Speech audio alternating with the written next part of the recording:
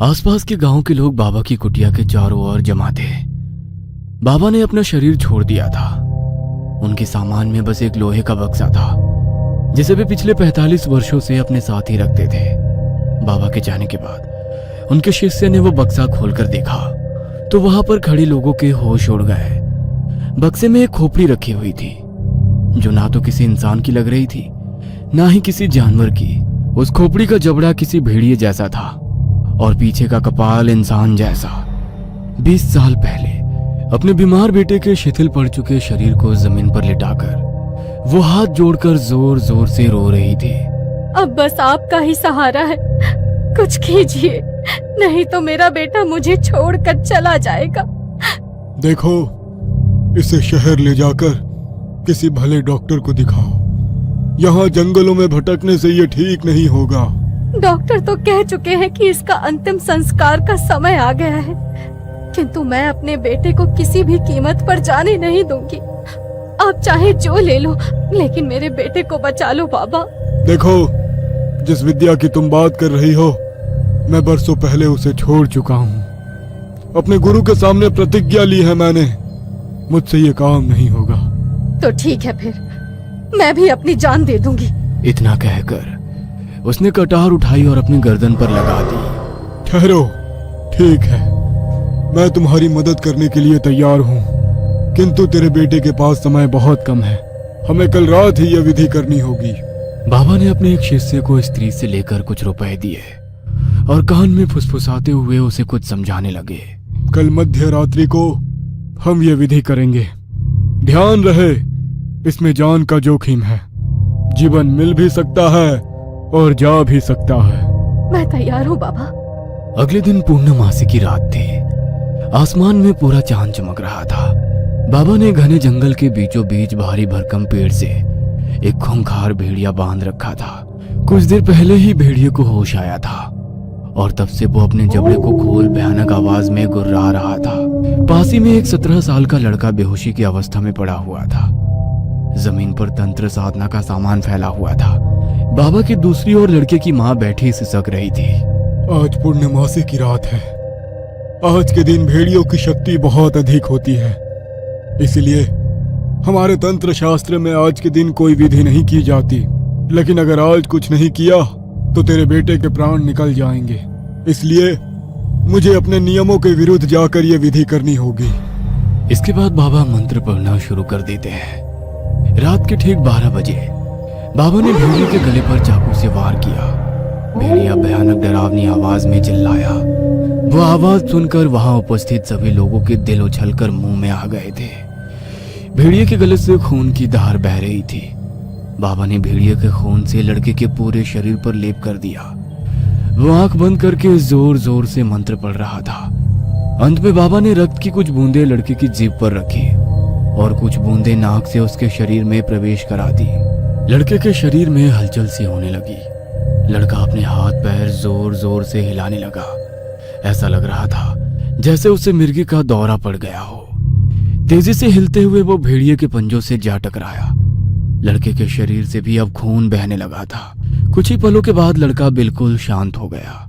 काफी देर तक तड़पने के बाद भेड़िए की भी मौत हो गई। अपनी विधि संपन्न करने के बाद वे सभी वापस कुटिया में लौट आए। अगली सुबह, माँ, ये सब क्या लगा रखा है आपने मेरे शरीर पर? छी, मुझे बहुत बदबू आ रही है। इतना कहकर वो रगड़ रगड़ कर नहाने लगता है।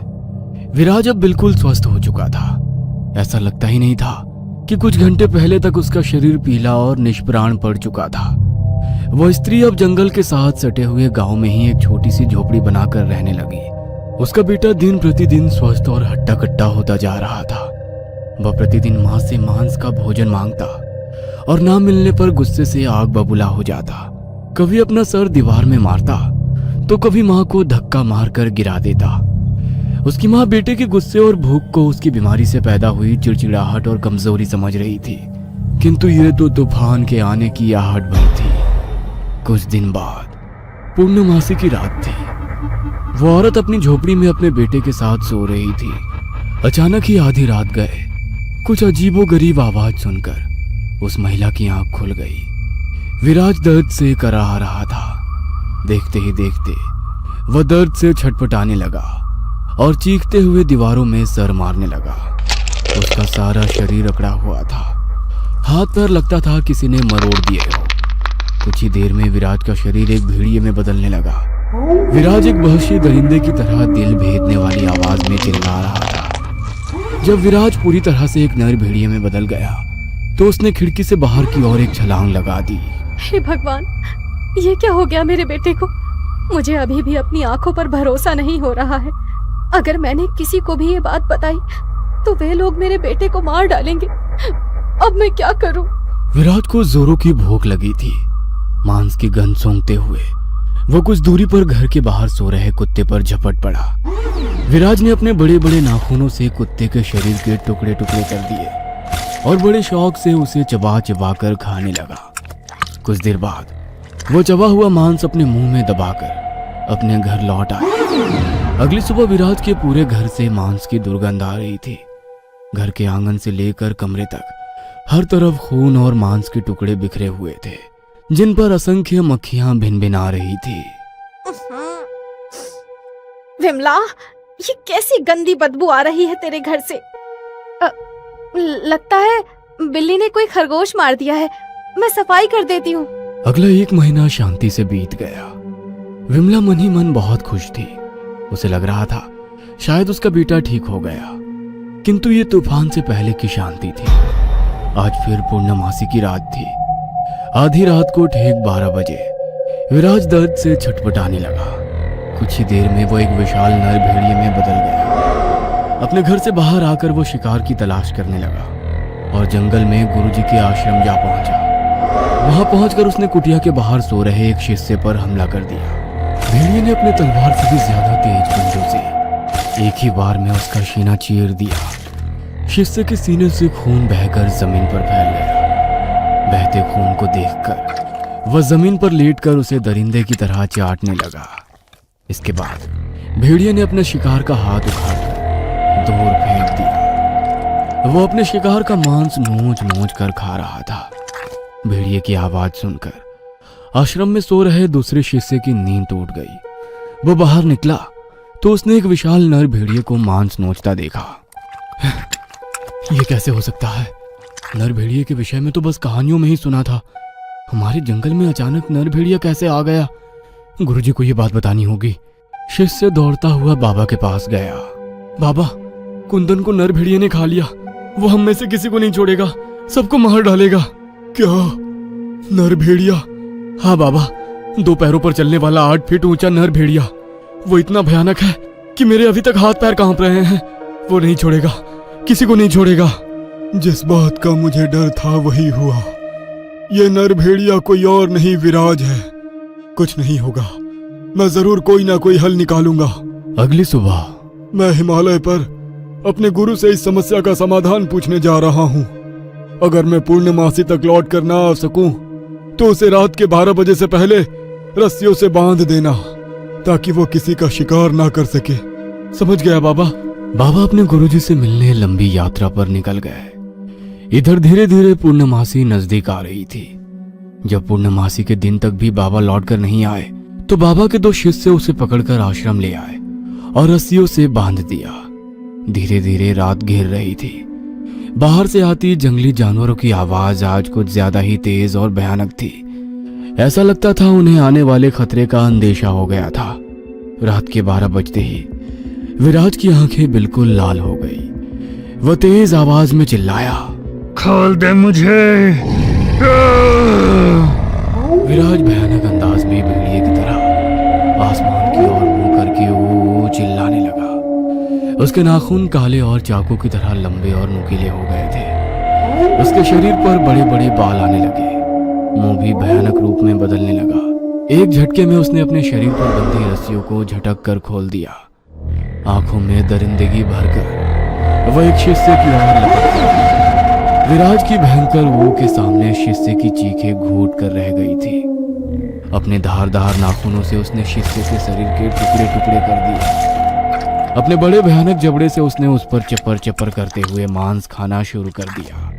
विराज के जबड़े से खून टपक रहा था और शरीर खून से लथपथ हो गया था। विराज ने गर्दन घुमाकर दूसरे शिष्य की ओर देखा। यह विभत्स्य दृश्य देखकर वह जड़ होकर एक कोने में खड़ा हुआ था। विराज ने दूसरे शिष्य की ओर छलांग लगाई। तभी शिष्य ने अपनी कमर में छिपाया हुआ चाकू बाहर निकाल लिया। शिष्य विराज पर चाकू से हमला करने ही वाला था कि तभी उसकी मां विमला बीच में आ गई और उसने शिष्य को दूर धक्का दे दिया। चाहे जो हो जाए, मैं अपने बेटे को नहीं मारने दूंगी। इससे पहले कि विमला संभल पाती, विराज ने विमला पर भी हमला कर दिया। विराज के एक जोरदार पंजे के हमले से विमला दूर जा गिरी। उसका सर एक भारी पत्थर से टकराया और उसी पल उसकी मौत हो गई। विराज के ऊपर आज खून सवार था। हर शिकार के बाद उसकी हैवानियत बढ़ती ही जा रही थी। अपनी मां को मारने के बाद वो फिर से शिष्य की ओर बढ़ा। इससे पहले कि वो उसको भी नोच कर खा जाता, पीछे से बाबा ने आकर एक अभिमंत्रित तलवार से उसके ऊपर वार कर दिया। भेड़िए के शरीर से खून बहने लगा। शिष्य को छोड़कर गुर्राते हुए वो बाबा की ओर झपट पड़ा। सही समय पर बाबा अपनी जगह से हट गए, लेकिन तब भी भेड़िए का नुकीला पंजा उनके पैरों में धंस गया था। भेड़िया फिर से 2 कदम पीछे हटा और उसने बाबा पर छलांग लगा दी, लेकिन इस बार बाबा ने कोई चूक ना करते हुए तलवार ठीक उसके दिल में घोंप दी। भेड़िया चिंगाड़ता हुआ जमीन पर गिर गया। बाबा ने आव देखा ना था, झट से एक के बाद उसके सीने पर कई वार कर दिए और उसकी गर्दन धड़ से अलग कर दी। नर भेड़िए का अंत हो चुका था। बाबा को भी समझ आ गया था कि उनके गुरुजी ने क्यों उन्हें यह विद्या उपयोग ना करने का प्रण दिलवाया था। अपनी गलती को जीवन भर याद रखने के लिए उन्होंने इस नर भेड़िए का सर बक्से में बंद करके अपने पास रख लिया। बाबा अपना आश्रम छोड़कर हिमालय में बस गए और तभी से उनका बंद बक्सा एक राज बना हुआ था। वो राज आज 45 वर्षों बाद खुल गया था।